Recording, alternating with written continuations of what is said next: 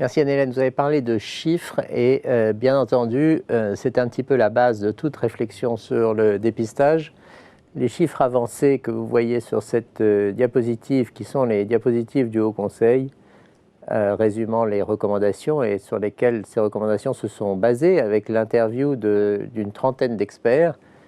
Certains se sentent extrêmement frustrés, voire trahis des messages qu'ils ont voulu faire passer. C'est notre cas à tous autour de cette table, puisque nous sommes tous cités comme ayant participé à la rédaction ou à la production de cette chose, et nous ne sommes absolument pas d'accord avec ne serait-ce que les chiffres de base. Marianne,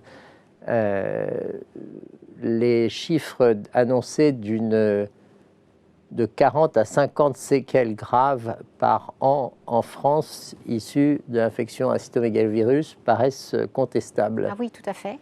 Tout à fait. Et donc, voilà, sur ce diaporama-là, vous voyez les calculs qui sont faits en fonction des données de la littérature. Des données de la littérature qui sont très fiables, puisqu'elles reposent sur une analyse, une méta-analyse, c'est-à-dire sur le recueil de beaucoup d'études différentes.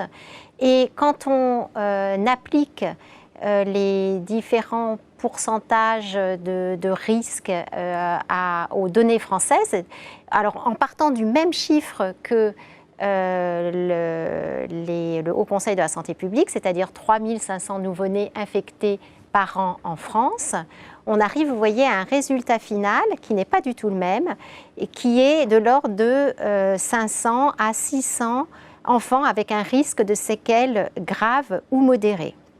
Ça, c'est une vision globale. Et sur la diapositive suivante, j'ai résumé l'histoire naturelle, toujours selon la littérature, des cas d'infection maternelle au premier trimestre. Parce qu'on va le dire, et je pense qu'on va insister sur ce point, les séquelles de l'infection sont importantes et sont limitées, en fait, au cas d'infection maternelle du premier trimestre. Donc là, si on reprend nos 3500 nouveau-nés infectés par an, il y a environ un tiers des cas qui se passent au premier trimestre. Donc on arrive à un chiffre, vous voyez, de 1167 nouveau-nés infectés par an après une infection maternelle du premier trimestre.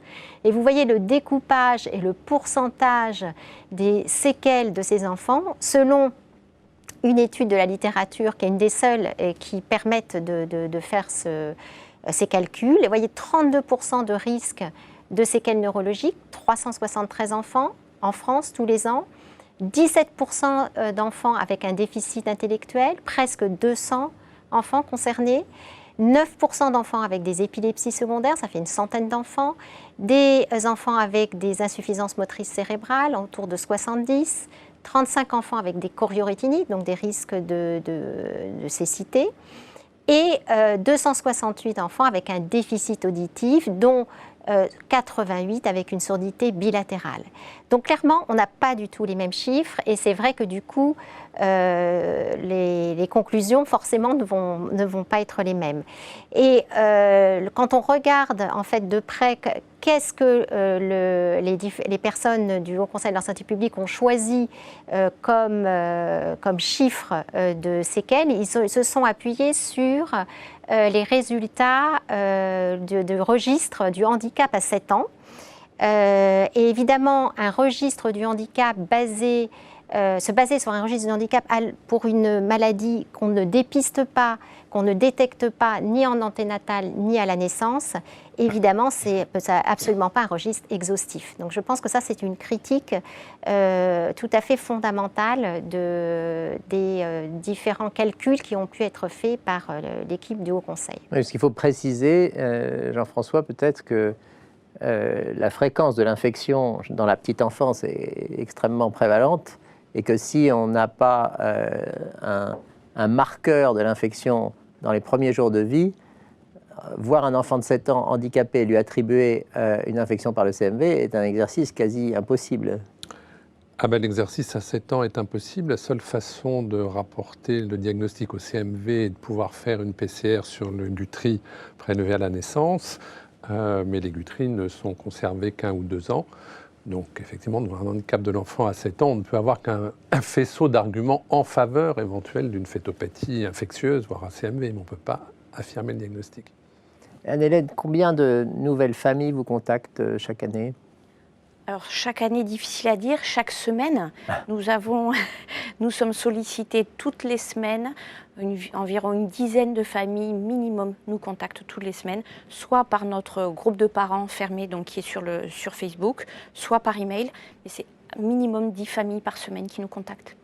Voilà, donc ces 45 enfants symptomatiques du CMV et gravement symptomatiques est un chiffre dont on peut s'étonner qu'il ait pu sérieusement être avancé par un groupe mené par des épidémiologistes a priori sérieux et un groupe d'experts les conseillant. Cette diapositive, pour terminer sur cette question de chiffres de base à notre réflexion, elle a été faite au Royaume-Uni sur les chiffres américains et quels que soient les chiffres absolus qui ne s'adaptent pas à la France, on peut voir que la proportion, elle, est conservée en France en tout cas. C'est-à-dire que l'infection congénitale à cytomégalovirus est aujourd'hui 10 fois plus fréquente que l'infection congénitale à toxoplasmose, qu'elle est 1,5 fois plus fréquente d'une situation qui est pourtant très prévalente en France, qui est l'alcoolisation fœtale. Idem pour la trisomie 21, c'est un petit peu plus difficile d'avoir des chiffres stable puisque la trisomie 21 est sujette à un dépistage anténatal, en tout cas 2 fois plus fréquente qu'une malformation grave qui est, elle, soumise à un dépistage efficace, qui est l'échographie prénatale dans le cadre du spina bifida, et la rubéole congénitale qui apparaît comme presque anecdotique et qui, elle, a bénéficié, bien entendu, non seulement d'un dépistage, mais d'une vaccination qui n'existe pas pour le CMV. Donc les situations évoquées en jaune font partie d'un dépistage périnatal.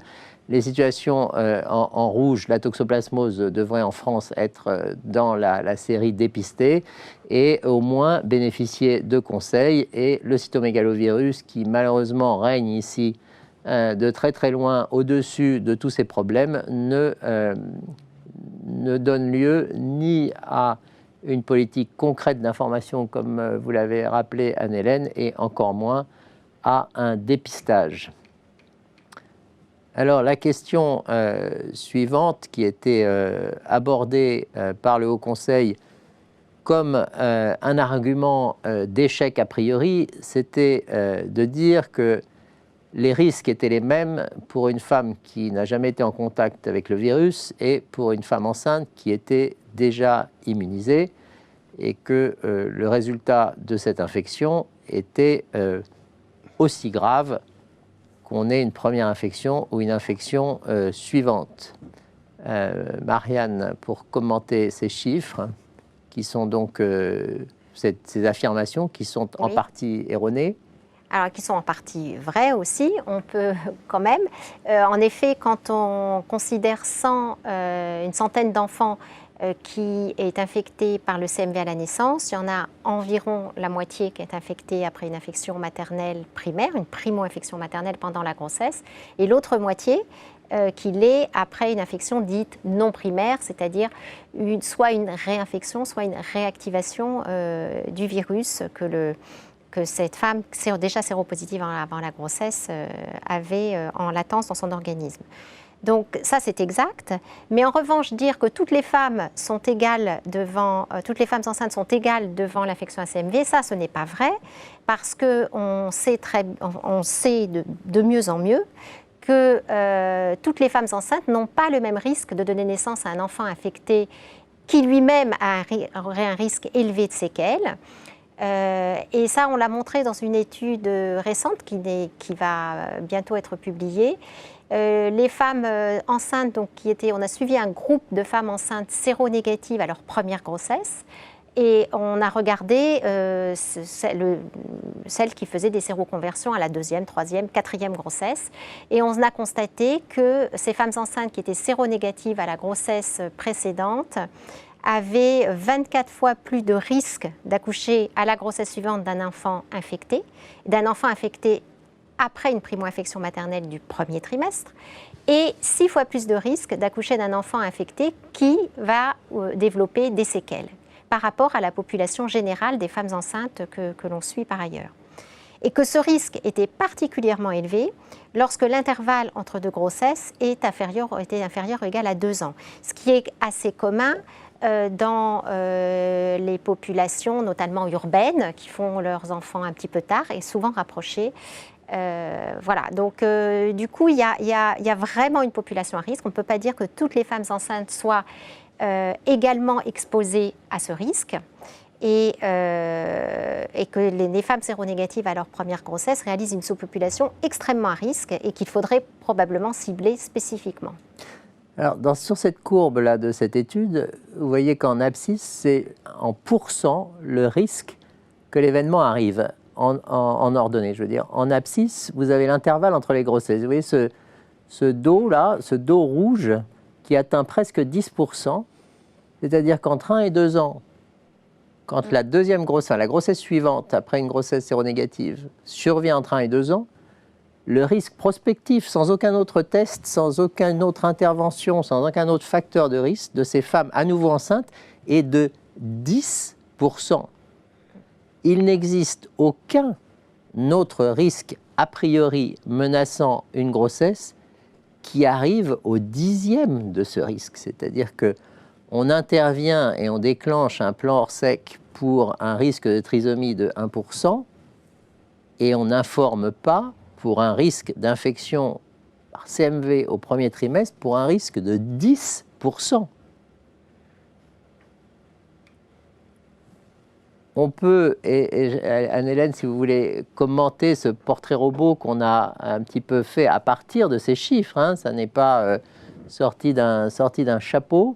Le portrait robot de ces femmes qui vont faire une primo-infection en France, mais quand on discute avec des collègues étrangers, on retrouve ce profil pour les primo-infections, du moins en Europe. Femme de moins de 35 ans, niveau socio-économique élevé, qui travaille et qui donc a d'une part la nécessité, d'autre part les moyens de placer son enfant dans une garde partagée ou en crèche, qui était séronégative à sa grossesse précédente et qui a conçu à nouveau entre 1 et 2 ans après le premier enfant. Dans votre expérience d'échange avec les familles, quelle est la valeur de ce portrait robot ? Alors ce portrait robot, c'est déjà le mien, puisque je rentre dans tous ces critères, effectivement. Et c'est effectivement le cas également pour de nombreuses familles qui ont un deuxième enfant dans les 2 ans, environ après le premier, qui n'ont aucune information sur le CMV et qui sont en pleine couche, en plein repas avec leur enfant et qui justement se retrouvent directement impactés. Donc nous avons beaucoup de familles pour lesquelles l'impact du CMV est directement sur le deuxième enfant. Donc voilà un petit peu les détails de cette étude avec des chiffres un petit peu plus indigestes à regarder. Vous voyez, la courbe rouge là est devenue ici orange. Et si vous regardez la courbe grise du bas, vous voyez qu'à cette exposition prospective de ces femmes de 6 à 10%, on retrouve bien entendu un taux d'infection, cette fois des enfants à naître, qui est lui aussi très important puisqu'il est le tiers, c'est le taux de passage à travers le placenta du virus d'une femme qui s'est infectée pour la première fois. Et ça veut dire que ces femmes, en commençant leur grossesse, elles portent un enfant dont le risque, sans autre facteur supplémentaire, dont le risque d'être infecté par le CMV au premier trimestre, dont on va reparler de la gravité, est de 2%. C'est considérable à l'échelle des risques de la périnatalité en France.